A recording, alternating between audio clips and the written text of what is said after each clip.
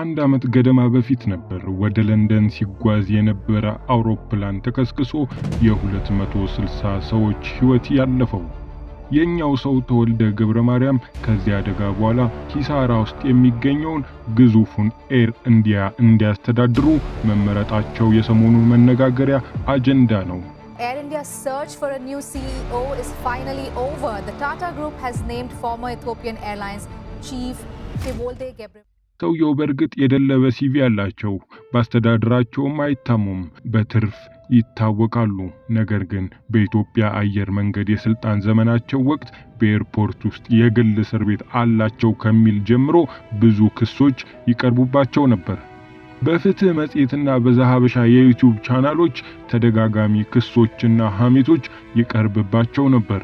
የመብት ጥሰት፣ ሙስና፣ የሰራተኞች አያያዝ ብዙ። ታዲያ ከሰሞኑ የህንዱን ግዙፍ አየር መንገድ ለማስተዳደር የፈረሙት አቶ ተወልደ ለእነዚህ ክሶች መልስ ሰጥተዋል። የሪፖርተር ጋዜጠኛ የጠየቃቸውን ወሳኝ ጥያቄዎች ከነመልሳቸው እንደሚከተለው ለእናንተ ለውድ ተመልካቾቻችን አቅርበንላችኋል። አብራችሁን ቆዩ።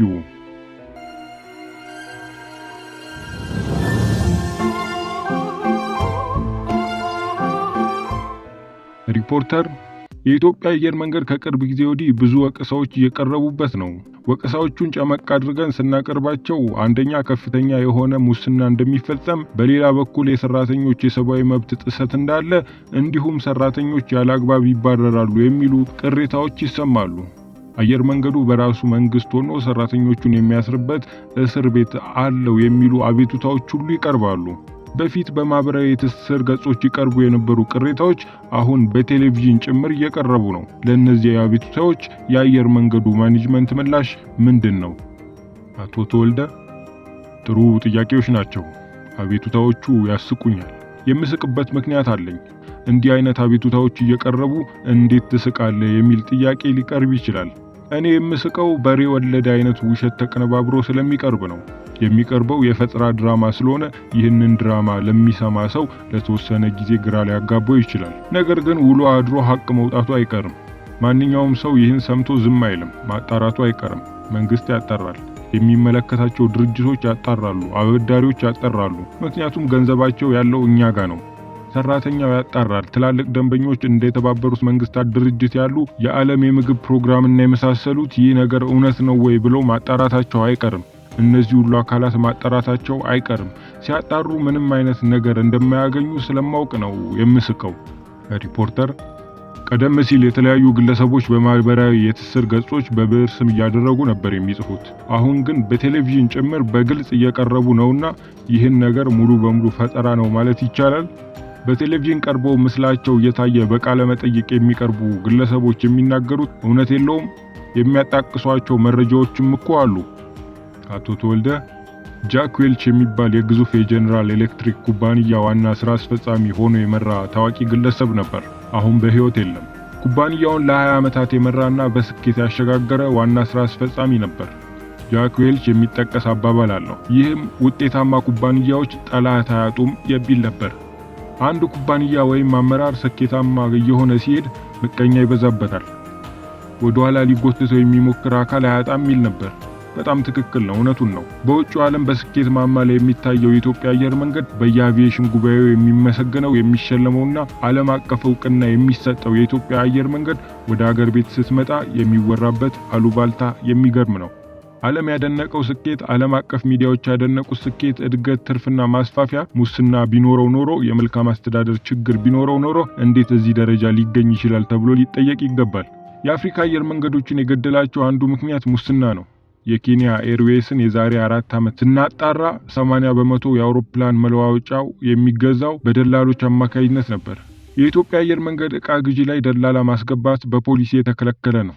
ይህን የተቀነባበረ ድራማ የሚመለከተው አካል መርምሮና ኦዲት አድርጎ ስለሚያገኘው ብዙ የሚያሳስብ አይደለም።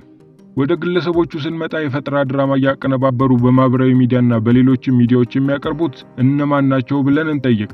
ሁሉም ግለሰቦች ከጥቅም ጋር የተያያዘ ጥያቄ ያላቸው ናቸው። ግለሰቦቹ ከድርጅቱ ጋር የተያያዘ የጥቅም ግጭት ያላቸውና በቀል ውስጥ የገቡ ናቸው። ስም እየጠቀስኩ መናገር እችላለሁ። በቅርብ ጊዜ የተለያዩ ሚዲያዎች በመጠቀም በሬ ወለደ የውሸት ጋጋታ እያቀረበ ያለ ግለሰብ ጀርመን ነዋሪ የሆነና የጀርመን ዜግነት ያለው ግለሰብ ነው። ትውልደ ኢትዮጵያዊ ሆኖ ጀርመን ሀገር ብዙ ጊዜ የኖረ ሰው ነው። ላለፉት በርካታ ዓመታት የኢትዮጵያ አየር መንገድ የጉዞ ወኪል ሆኖ ፍራንክፈርት ትኬት ሲሸጥ ነበር። በዚያ ሂደት ውስጥ ምን እንዳጋጠመው አይታወቅም። ለኢትዮጵያ አየር መንገድ መክፈል የነበረበትን 800,000 ዩሮ ክፍያ ሳይፈጽም ቀረ። ከዚያ ጠርተን ስናነጋግረው ከፍላለው ችግር አጋጥሞኝ ነው አለ። ችግሩን ስንጠይቀው የተለያየ ነገር ነው የሚነግረን። ገንዘቡን ክፈል አልነው። እሺ ከፍላለው በየወሩ አድርጉልኝ አለ። ትኬት ሸጦ ከሚያገኘው ኮሚሽን ገቢ በወር 10,000 ዩሮ ለመክፈል ተስማማ። 1-2 ዓመት እንደከፈለ ከ800,000 ወደ 500,000 ዩሮ ቀነሰ። ቀሪ ሂሳቡ በኢትዮጵያ ወደ 17 ሚሊዮን ብር ይሆናል። ወደ 510,000 ዩሮ ሲቀረው ክፍያውን አቋረጠ። ይህ ብቻ ሳይሆን ከደንበኞች ክፍያ ተቀብሎ ትኬት ሳይሰጥ መላክ ያለበትን የኤሌክትሮኒክ ትኬት ሳይልክ ይቀራል። መንገደኞቹ ፍራንክፈርት ኤርፖርት ሄደው ሊሳፈሩ ሲሉ ትኬት የላችሁም ሲባሉ ከፍተኛ ቁጣ ውስጥ ይገባሉ። በርከት ያሉ ችግሮች ሲፈጠሩ የኢትዮጵያ አየር መንገድን አምነው ስለሆነ ክፍያ የፈጸሙት እኛ ትኬት ሰጥተናቸው ደንበኞቹን አጓጓዘን። ለአንዳንዶቹም ግለሰቡ ራሱ ከፈለላቸው። ከዚያ በኋላ ግንኙነታችንን አቆምን። ከሲስተማችን የነበረውን ግንኙነት አቋረጠን። የባንክ ዋስትናም ወሰድን። መልሱልኝ አለ። ልንመልስለት እንደማንችል አሳውቀነዋል። ልንመልስልህ የምንችለው ያለብን 510,000 ዩሮ ስትከፍል ነው አልነው። ያለበትን ገንዘብ መክፈል ባለመቻሉ ጉዳዩን ወደ ፍርድ ቤት ወሰድን። በዚያን ወቅት አንጎላ የተያዘብን ገንዘብ ነበር። በየጊዜው ሪፖርት ስናደርግ የነበረው በተለያዩ የአፍሪካ ሀገሮች ናይጄሪያ፣ ግብጽ፣ ሱዳን፣ አንጎላ፣ ዚምባብዌ የተያዘብን ገንዘብ ነበር። ይህንን ዓለም አቀፍ የአየር ትራንስፖርት ማህበር የሚያውቀውና እናንተም የዘገባችሁት ጉዳይ ነው። በአንጎላ የተያዘብን ገንዘብ ማውጣት አልቻልንም። በአንድ ወቅት የኢትዮጵያ ኤምባሲ እዛው እንስራበት የሚል ሐሳብ አቅርበን ከውጭ ጉዳይ ጋር እየተነጋገርን ነበር። ቤትም ለመግዛት ሞክረን ነበር፣ አልቻልንም። ይህ ግለሰብ እኔ ገንዘቡን ላስወጣላችሁ እችላለሁ አለን። እንዴት ስንለው ከአንጎላ መንግስት ጋር ግንኙነት አለኝ እችላለሁ ብሎ ከስራ ባልደረቦቼ ጋር ተነጋግሮ ግድ የለም ከወጣልን እንሞክር ብለው 1-2 ጊዜ እንደሄደ ሰምቻለሁ። የሰጠነው ምንም አይነት ውል የለም። ልሞክር ብሎ ሄደ፣ አልቻለም። ከዚያ በኋላ እኔ አዲሱ የአንጎላ ፕሬዝዳንት የዛሬ 2 ዓመት ከተሾሙ በኋላ ለመጀመሪያ ጊዜ ለአፍሪካ አንድነት ስብሰባ ጥር ወር ሲመጡ አገኘዋቸውና አነጋገርኳቸው። ገንዘብ እንደተያዘብን ነገርኳቸው። እኛ አንጎላ ለረጅም ጊዜ አገልግለናል፣ በጦርነት ጊዜ ሁሉ አገልግለናልና አስተያየት ልታደርጉልን ይገባል አልኳቸው። ገንዘቡ ለረጅም ጊዜ ተይዞብን ተቸግረናል ስላቸው ምን ያህል ነው ሲሉኝ ነገርኳቸው። ወደ 33 ሚሊዮን ዶላር ይሆናል የተያዘብን። ፕሬዝዳንቱ በነዳጅ ዋጋ መውረድ ምክንያት በተፈጠረ የዶላር እጥረትና ከአይኤምኤፍ ጋር የተፈጠረ ችግር እንደነበር ገልጸው ችግሩ እንደተፈታ ገንዘባችን የሚያስለቅቁልን ነገሩኝ። የአንጎላ አየር መንገድ ችግር ውስጥ ስላለ ብትረዱን አሉኝ። ሐሳባቸውን ተቀብለን የአንጎላ አየር መንገድን ለመርዳት ፈቃደኝነታችንን ገልጸን ደብዳቤ ጻፍንላቸው። በወቅቱ እነሱ ከኤምሬትስ አየር መንገድ ጋር በተመሳሳይ ችግር የተለያዩበት ወቅት ነበር። ፕሬዝዳንቱ የተያዘውን ገንዘብ ሊያስለቅቁልን ቃል ገብቷል። ጊዜያችንን ጠብቀን ገንዘባችንን ማግኘት አለብን ብዬ በኢሜል ላኩኝ። ግለሰቡ ቅር ተሰኘ።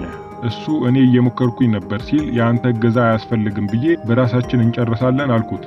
ቅሬታውን በኢሜል ገልጾልኛል። ባቀረበው ቅሬታ አቶ ከሌ ቃል ገብቶልኛል ይላል። ለውስጥ ኦዲተሮች ይጣራ ብዬ ለእሱ ኢሜል ስመልስ ለውስጥ ኤዲተሮች ኮፒ አድርጌ ልኬያለሁ። ኢንተርናል ኦዲት ምክትል ፕሬዝዳንቱ ኢሜሉን ወስዶ ኦዲተሮች መድቦ አጣራ። ምንም አይነት የተሰጠው ውልና የተገባለት ቃል እንደሌለ በቃል ራሱ ብቻ ሞክራለሁ ብሎ ያለበት ካልሆነ በስተቀር ከኢትዮጵያ አየር መንገድ የተሰጠው ተልዕኮ እንደሌለ አጣርተው ሪፖርት አቀረቡ። ከዚያ በኋላ የተሰጠ ነገር የለም በኦዲት አጣርቻለሁ ብዬ መለስኩለት። የኦዲት ሪፖርቱ ይሰጠኝ አለ። የውስጥ ኦዲተር ሪፖርት ነው ልንሰጥ አልችልም ብለን በዚህ ዘጋን። ከዚያ በኋላ ወደ ጀርመን ተመልሶ ትኬት ስራውን ክፈቱልኝ አለ። እኛ ያለብን 510,000 ዩሮ ካልከፈልክ አንከፍትም አልነው።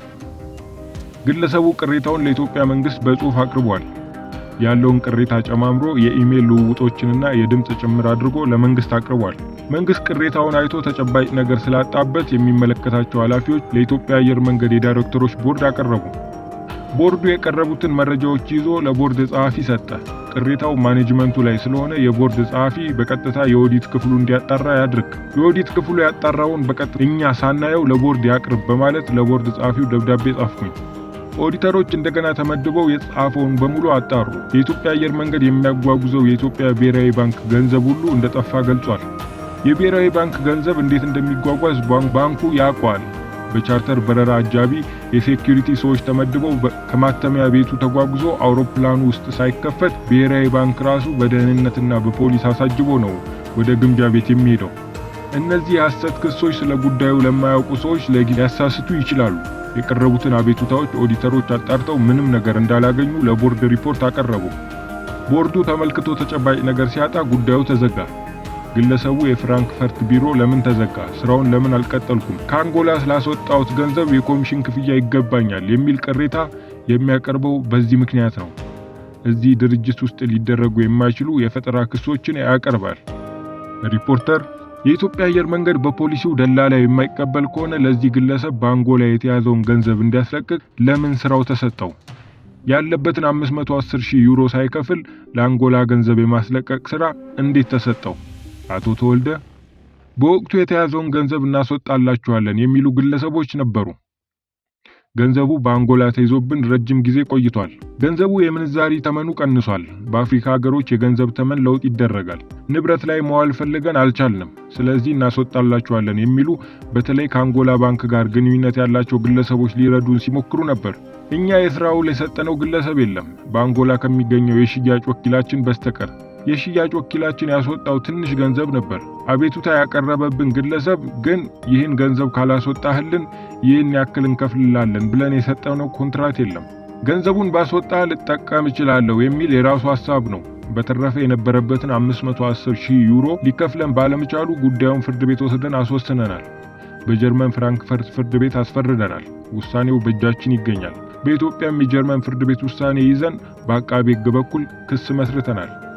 ሪፖርተር ሌላው በአዲስ በተቋቋመው ሰራተኛ ማህበር የሚነሳው ቅሬታ ሰራተኞች ያለአግባብ ከስራ ይባረራሉ የሚል ነው። አየር መንገዱ በራሱ መንግስት ሆኗል፣ የራሱ እስር ቤት አለው የሚሉ ክሶች እየቀረቡ ነው። በዚህ ላይ የእርሶ ምላሽ ምንድነው? አቶ ተወልደ በዚህ የፈጠራ ድራማ ላይ ሁለት ተዋናያን አሉ። አንዱ ተዋናይ አዲሱ የሰራተኛ ማህበር አመራር የሚባለው ነው። የኢትዮጵያ አየር መንገድ የሰራተኛ ማህበር ከ59 ዓመታት በላይ የቆየ ጠንካራ የሰራተኛ ማህበር ነው። አንጋፋ የሆነ ትልቅ ንብረት ያለው 6300 አባላት ያሉት ትልቅ ማህበር ነው። አዲሱ ማህበር አብራሪዎች የማህበር አባል ይሁኑ አይሁኑ በሚለው አለመግባባት ተፈጥሮ እኛ ሌላ ማህበር መሰረታለን ብለው ያቋቋሙት ነው። መሪው ፓይለት ነው። አሁን ከስራ ተሰናብቷል። አዲሱ የሰራተኛና አሰሪ አዋጅ በአንድ መስሪያ ቤት ከአንድ ሰራተኛ ማህበር በላይ ይፈቅዳል። በዚህ መሰረት የተመሰረተ የሰራተኛ ማህበር ነው። እንደ ሰራተኛ ማህበር ተመዝግቧል። ግን ገና ከጅምሩ ውዝግብ ውስጥ የገባ ማህበር ነው። የሰራተኛ ጥቅምና መብት ከማኔጅመንት ጋር ተደራድሮ ለማስከበር የተቋቋመ ማህበር ሳይሆን በአደረጃጀቱ በሚያወጣቸው መግለጫዎች ከሰራተኞች ጋር በሚያደርገው ግንኙነት ትንሽ ከሰራተኛ ማህበር ወጣ ያለ አካሄድ ነው የሚከተለው። አቶ ተወልደ በአየር መንገዱ ላይ በወቅቱ የሚነሱ ክሶችን እንዲህ ሲሉ አስተባብለዋል። ውድ የአዲስ አገልግል ቤተኞች፣ ሰሞንኛውን የአቶ ተወልደ ገብረ ማርያም ዓለም አቀፍ ሹመት አስመልክተን ከዚህ ቀደም የነበሩ ክሶችንና መልሶቻቸውን እንዲህ አስቃኘናችሁ። ለግለሰቡ በአዲስ የሥራ መስካቸው ስኬትን እየተመኘን እኛ እዚህ ላይ አበቃን። ቸር ጊዜ